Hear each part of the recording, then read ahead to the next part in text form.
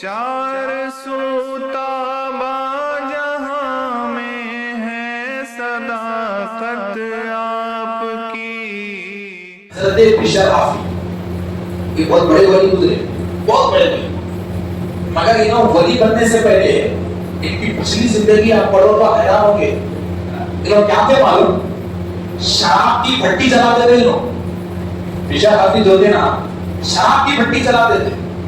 اب ذرا سوچو, ایک خطرہ شراب کا حلق کے نیچے گیا تو 40 دن دعا قبول نہیں ہوتی, 40 دن کی عبادت قبول نہیں ہوتی. تو شراب کی بھٹی بنانا کتنا بڑا گناہ ہے, شراب نکالنا اور لوگوں کو پلانا کتنا بڑا گناہ ہے. یہ جو حضرت بشر آفی ہے, ولایت ملنے سے پہلے وہ شراب کا کاروبار کرتے تھے, شراب کے بھٹیاں ان کے پاس تھے, اور یہ بھی شراب کی دھن میں مست رہتے تھے. تو ایک دن ہوا کیا معلوم, صبح اٹھے, کاروبار کو نکلے, شراب خانہ کھولنے میں شراب بیچنا ہے. جاتے جاتے روڈ پہ ایک پیپر دکھا, روڈ پہ ایک پیپر دکھا بشر آفی کو. تو حضرت بشر آفی کون ہے؟ یہ شرابی ہے, شراب کا دھندا کرنے والے ہیں. ایسے شرابی انسان کو, شراب کا دھندا کرنے والے انسان کو چلتے چلتے روڈ پہ ایک پیپر دکھا, ایک کاغذ کا ٹکڑا دیکھا. تو وہ کاغذ کے ٹکڑے کو آپ اٹھائے تو کاغذ کے ٹکڑے پہ لکھا ہوا تھا بسم اللہ الرحمن الرحیم. بھائی ایک شرابی آدمی ہے, شراب بیچنے والا ہے.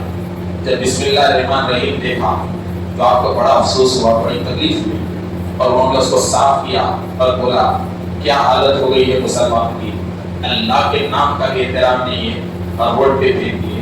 تب آپ شراب خانے کو لے گئے, سیدھا گھر کو گئے, وہ پیپر کی دھول کو صاف کیا, اس پہ عطر لگایا, اور گھر میں ایک اونچے مقام پر رکھ کر واپس شراب خانے میں آ کر بیٹھے. اتنا کیوں؟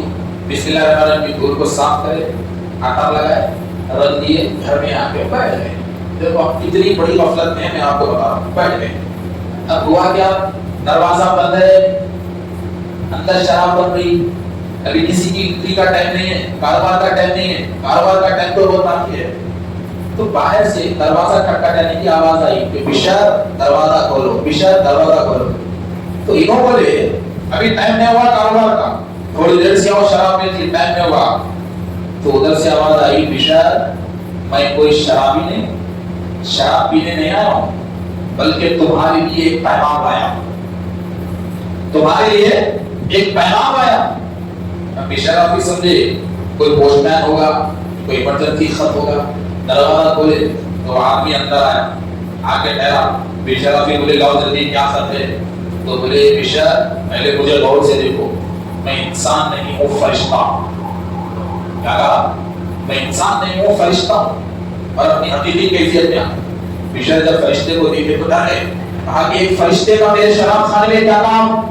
تو کہا کہ بشر مبارک ہو, اللہ نے تمہیں سلام بھیجا, اللہ نے تمہیں سلام بھیجا ہے. بشر کام ہے, لرزہ تاری ہو گیا, کہا کہ ہو سکتا ہے میں وہ نہیں ہوں, ارے میں تو شرابی ہوں, میں شراب بنانے والا ہوں, میں شراب کی بھٹیاں بنانے والا ہوں, میں گنہگار ہوں, میں سیاہکار ہوں, اور ایک سیاہکار کو ایک گنہگار کو اللہ سلام کیسے بھیجے گا. تو فرشتے نے کہا کہ بشر تم سچ کہتے ہو, تم شراب بنانے والے ہو, بھٹیاں بنانے والے ہو, شراب پلانے والے ہو, مگر اللہ نے تمہیں سلام بھیجا ہے.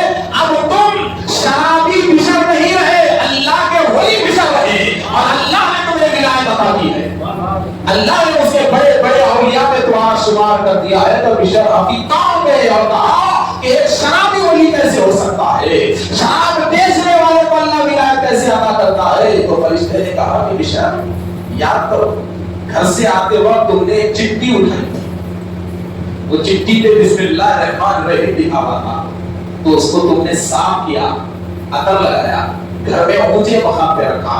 تو اللہ کو اس کے ناموں کا احترام بڑا پسند آیا, اور اللہ نے فرشتوں نے اعلان کر دیا کہ اے فرشتوں یاد رکھو, جس طریقے سے بشر نے میرے نام کی چٹھی کے اوپر سے دھول کو صاف کیا, میں نے اس کے دل کی گندگی کو صاف کیا. جس طریقے سے بشر نے میرے ناموں کو عطر لگایا, میں نے اس کی زندگی کو ویسے خوشبودار بنا دیا, میں نے زندگی کو خوشبودار بنا دیا. جیسے بشر نے میرے نام رحمان اور رحیم کو اپنے گھر میں اونچائی پر رکھ دیا, ویسے ہی میں نے بشر کو ولایت کی اونچائی کو پہنچا دیا.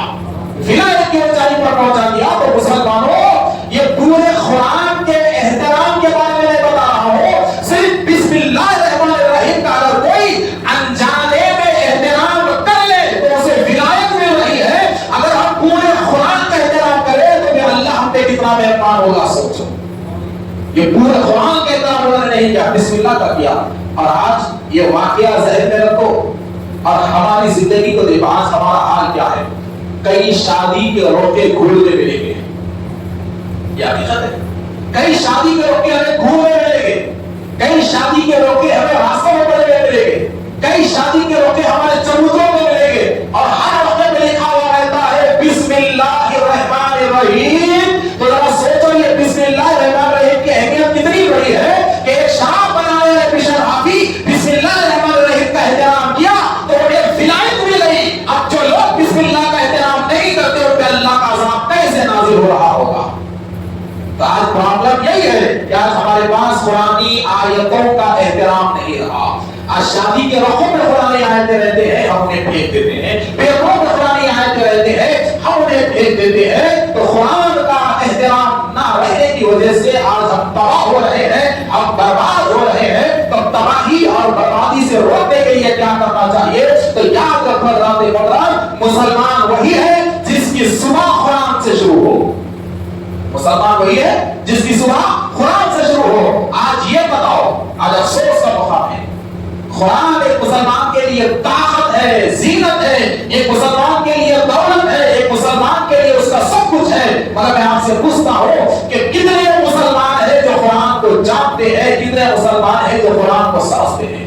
तो बस आखिर में मैं इतना ही कहूंगा कि मेरे दोस्तों याद रखो, कुरान को मामूली मत समझो, कुरान को मामूली मत समझो। कुरान एक मजबूत हिफाजत की दीवार है हमारे लिए, कुरान एक तेजदार हथियार है हमारे लिए।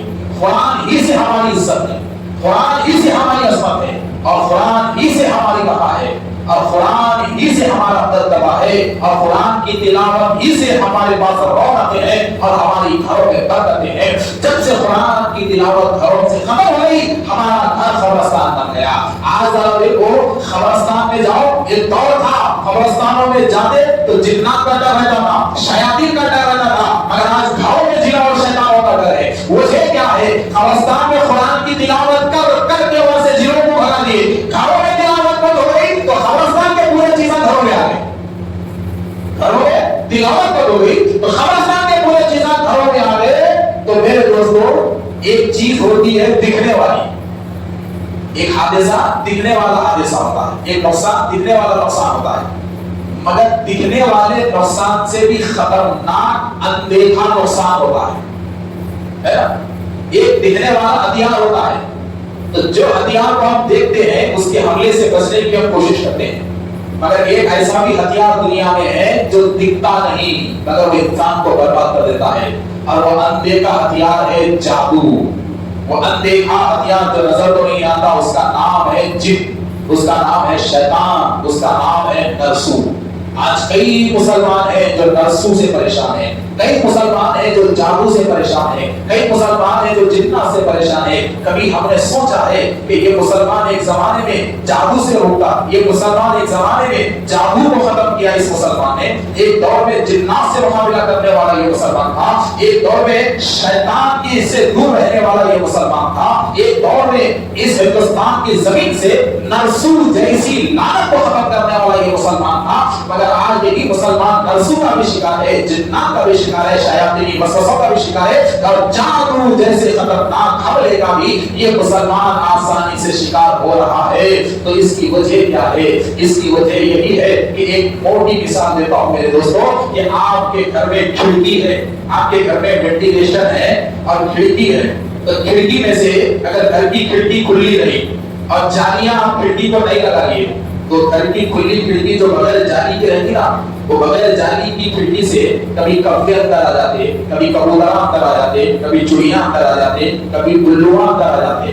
तो घर की खुली खिड़की बड़ी खतरनाक होती है। हर परिंदा घर में दाखिल होता है और उसके हिसाब से घर में असर छोड़ के चले जाता। कोई घोंसला बनाता, कोई गंदगी करता, कोई अंडे देता, कोई बच्चे देता। तो घर में परिंदों को रोकना है तो क्या करते?